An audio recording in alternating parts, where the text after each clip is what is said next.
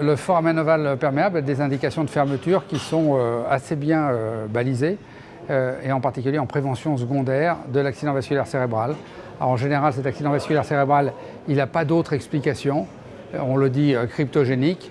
Un AVC n'est cryptogénique que quand l'enquête est bien faite. En général, les neurologues font bien l'enquête.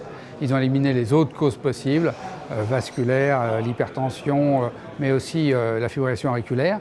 Et lorsqu'on a un sujet jeune qui a fait un accident vasculaire cérébral, qui ne trouve pas de cause et dont l'échographie de contraste transthoracique, c'est ça l'examen de référence, l'échographie transthoracique de contraste montre un shunt droit-gauche, là, il y a une très forte probabilité que ce soit lié à un FOP, même si on ne peut pas le voir vraiment à l'écho transthoracique.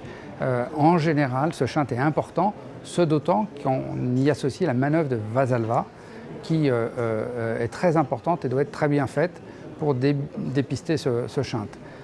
Si on a un shunt massif, ou si ce shunt est associé à un anévrisme du septum interauriculaire, on a ce qu'on appelle une anatomie à haut risque emboligène.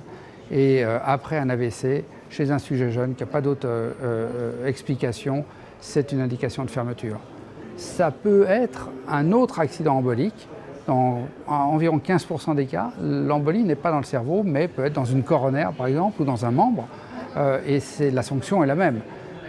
Et donc, un accident embolique sur un foramen ovale perméable qui chante massivement, il faut fermer ces foramen ovales.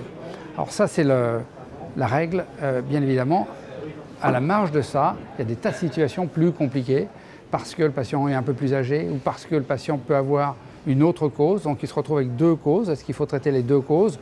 Les cardiologues, en général, aiment bien traiter toutes les causes. Quand on a un infarctus, on arrête de fumer, on traite l'hypertension, le cholestérol, on traite tout. Là, si on a la même réflexion, il faudrait en effet traiter toutes les causes, mais c'est un débat.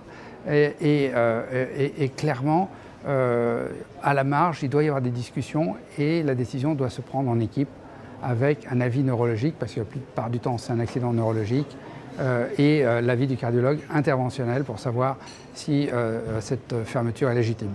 Et après la discussion, en général, la décision est prise de faire ou de ne pas faire.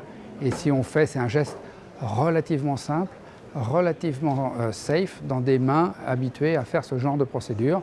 Il y a, comme pour tous les gestes, une courbe d'apprentissage.